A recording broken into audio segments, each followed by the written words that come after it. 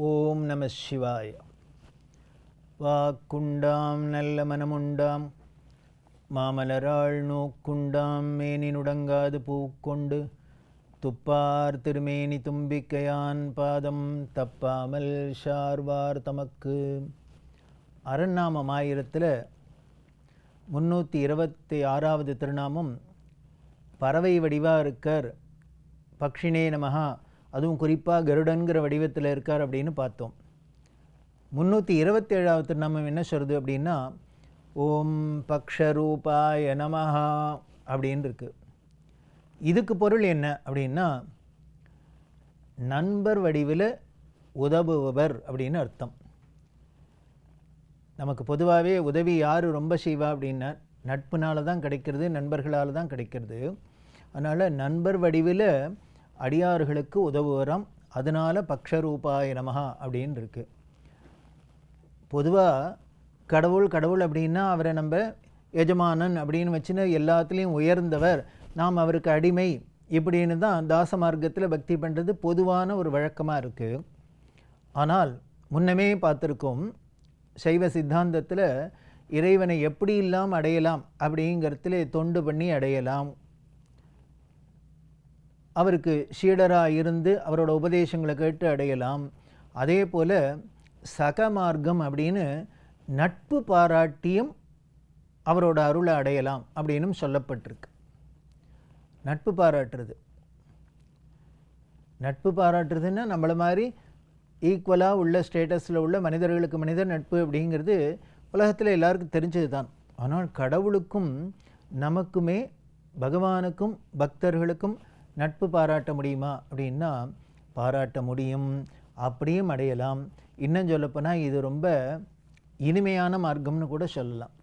ரொம்ப உரிமையோடு சுவாதீனத்தோடு எப்படியும் நாம் அவற்றை பழகலாம் அப்படின்னு பல பேர் பார்க்குறமே. பல புராணங்கள்லேருந்து குச்சேலர் முதலானவர்களாக நண்பர்களாக இருந்து தானே, அர்ஜுனனே அப்படின்னு தான் நட்பில் தான்.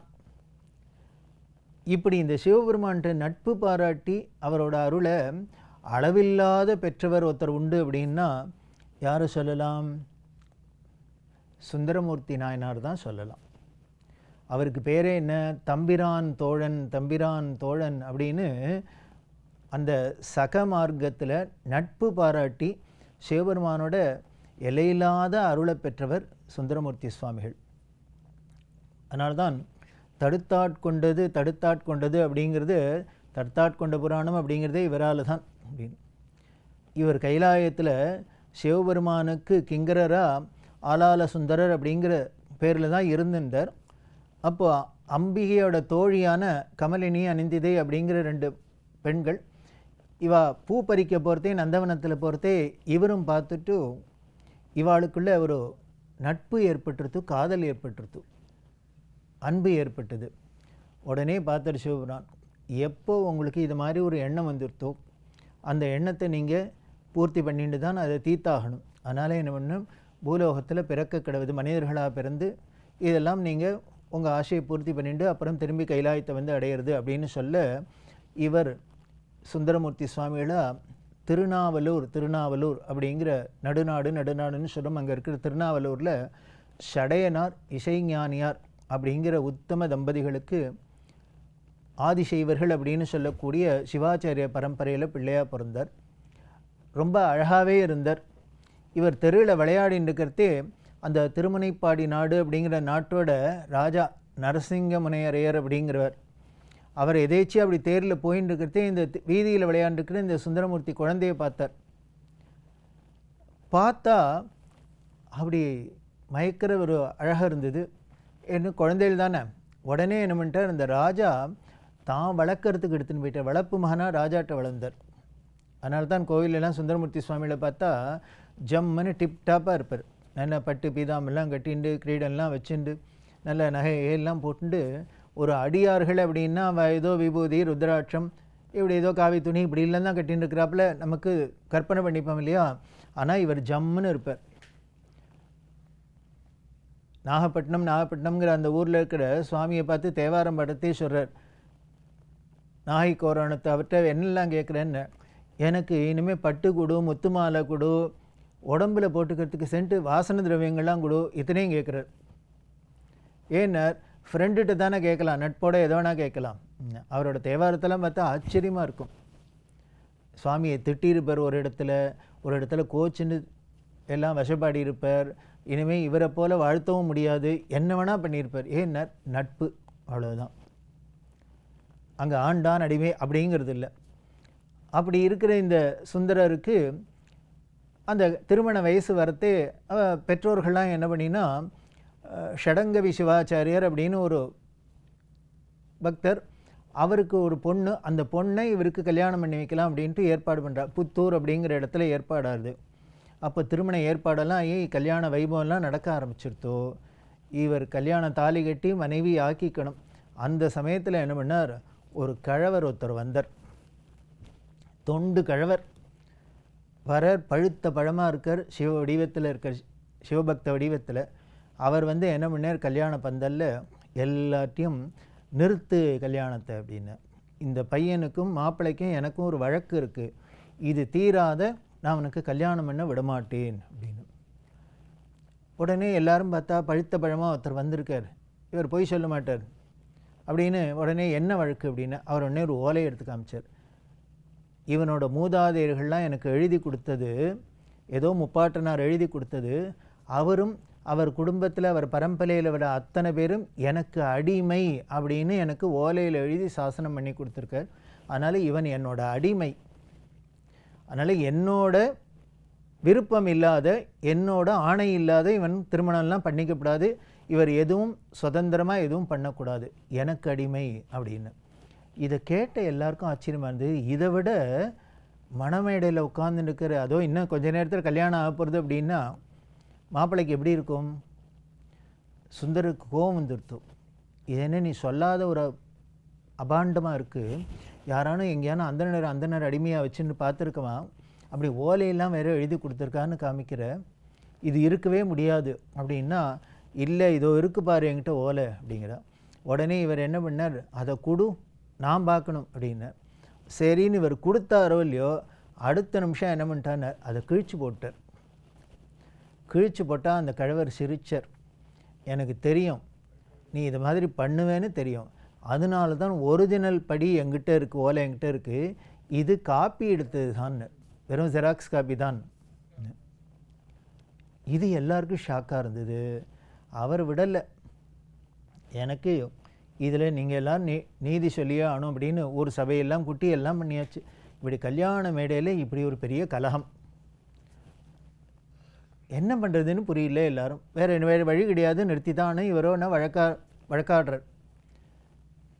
உடனே எல்லாரும் கேட்டா, சரி இத்தனை மண்டேள் இவர் உங்களோட அடிமையாக அனுப்புகிறோம் அப்படின்னா நீங்கள் எந்த ஊர்லேருந்து வந்து, என்ன இந்த ஊரில் இது மாதிரி ஆளை பார்த்ததே கிடையாது நாங்கள், எந்த ஊர்லேருந்து வந்தேன்னா, வா எந்த ஊர்னு காமிக்கிறேன் அப்படின்னார்.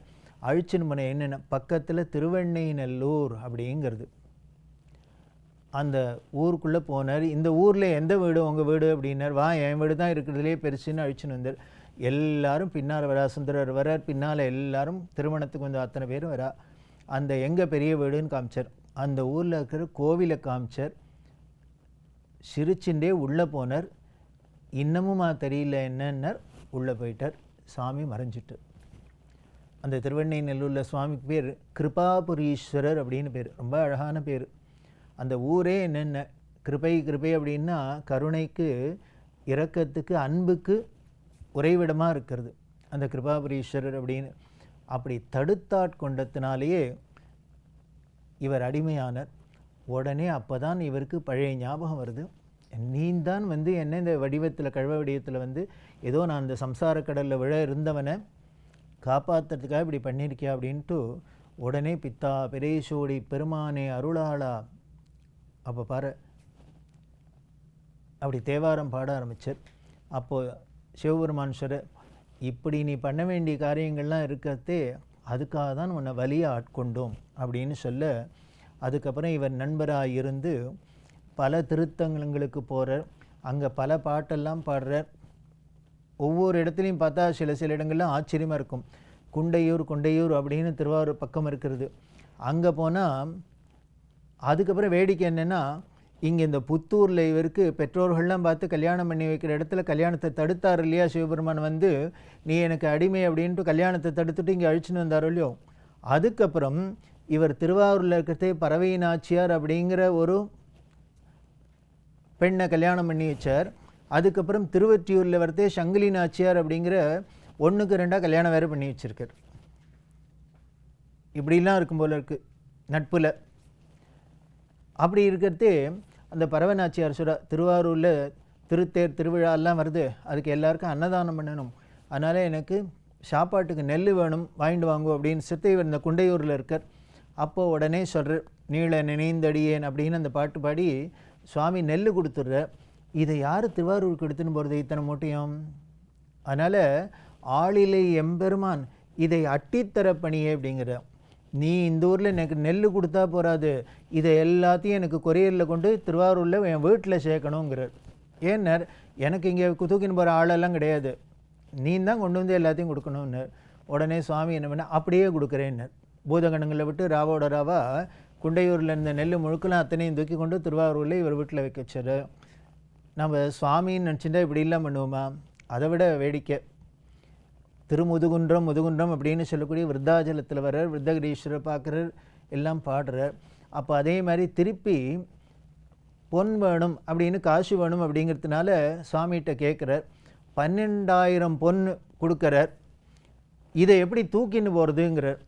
அதனால் என்ன பண்ணுன்னு சுவாமி சொன்னார், இங்கே இருக்கிற மணிமுத்தாரில் போட்டுடும், நீ அப்புறம் எப்போ போகிறியோ திருவாரூரில் போய் கமலாலயத்தில் எடுத்துக்கோன்னார். ஏதோ நம்ம இப்போ தான் ஏதோ ஏடிஎம் அப்படின்லாம் நினைக்கிறோன்னு நினச்சிக்க வேண்டாம். இது எல்லா புராணங்கள்லாம் இல்லை, எல்லா கதையிலேருந்து இப்படி இல்லாமல் இருக்குது. ஏதோ ஒரு ஊரில் பேங்க்கில் போட்டுட்டு ஏதோ ஒரு ஊரில் அப்புறம் எடுத்துக்கலையா, அது மாதிரி இப்படி மணிமுத்தாரில் போட்ட 12,000 திருவாரூர் கமலாலயத்தை எடுக்கிற. அப்போ கூட இவரோட இதை பாருங்கோ, மணிமுத்தாரில் போட்டு இதே பொண்ணு தான் மாற்று குறையாத அங்கே வந்திருக்கான்னு தெரியணுமே, இந்த ஊரில் ஒன்றை போட்டு அந்த ஊரில் செல்லாத காசு வந்துருத்துனா என்ன பண்ணுறது? அதனால் என்ன பண்ணேன்னு அதுலேருந்து சாம்பிளுக்கு தங்கம் மச்ச தங்கம்னு அதை வெட்டி எடுத்துட்டு இது மாற்று சரியாக இருக்கான்னு யாரை பார்க்க சொல்கிறார், யார் கொடுத்தாரோ அந்த சிவபெருமானோட பிள்ளையான விநாயகர்கிட்ட சொல்கிற. அதனாலேயே இந்த விருத்தாச்சலத்துலேயும் சரி கமலாலய கரையிலையும் மாற்றுரைத்த விநாயகர் அப்படின்னு அவர் பார்த்துட்டு சொல்கிற, ஆமாம்மா அதே பவுன் தான் அப்படின்னு. இப்படி ஒவ்வொரு இடத்துலையும் இவர் என்னென்ன கேட்குறாரோ அது அத்தனையும் கொடுத்தார். அதே மாதிரி திருமுருகன் பூண்டியிலேருந்து வரத்தே எல்லாத்தையும் எடுத்துன்னு வரத்தே சிவபெருமான் வேடர்கள் ரூபத்தில் எல்லாரையும் கபோதங்களை வச்சு இவரோட கொண்டு வந்த பணத்தெல்லாம் எல்லா பொருட்களையும் திருடின்னு போக வச்சுடுறார். வச்சா அவருக்கு கோபம் வந்துடுறது. அதனால் சொல்கிறார், எத்துக்கு இருந்தீர் எம்பெருமானீர் அப்படின்னு. திருமுருகன் பூண்டி மேலே தேவாரத்தில் என்ன பண்ணையோ, எதுக்கு நீ இந்த கோயிலில் சும்மா உட்காந்துருக்கு தண்டத்துக்குங்கிற. கொடுகு வெஞ்சிலை கடுகு வேடவர், இப்போ ஏற்பட்ட அயோக்கியெல்லாம் இந்த திருடன்லாம் இருக்கிற இந்த ஊரில் நீ எதுக்கே தண்டத்துக்கு உட்காந்துருக்க, காவ காக்காத அப்படின்னு. இப்படி ஒவ்வொரு இடத்துலையும் ரொம்ப உரிமையோட ஒரு நண்பர் எப்படி பேசிப்பாளோ அப்படி தான் இவரோட தேவாரம்லாம் இருக்கும். அப்படி ஒரு சக மார்க்கம் அப்படின்னு சொல்லக்கூடிய நட்பு மார்க்கத்தில் சிவபெருமான்கிட்ட வழிபட்டு அருள் பெற்றவர் தான் சுந்தரமூர்த்தி சுவாமிகள். அதே போல் நாமளும் அவரை அன்புனால் நட்புனால் வழிபட்டோம் அப்படின்னா நமக்கும் எல்லா நலும் கிடைக்கும், அருள் கிடைக்கும்னு தெரியுது. அப்படி இருக்கிற அவரோட பெருமையில் இன்னும் பல விஷயங்களை தொடர்ந்து பார்க்கலாம். ஓம் நம சிவாய்.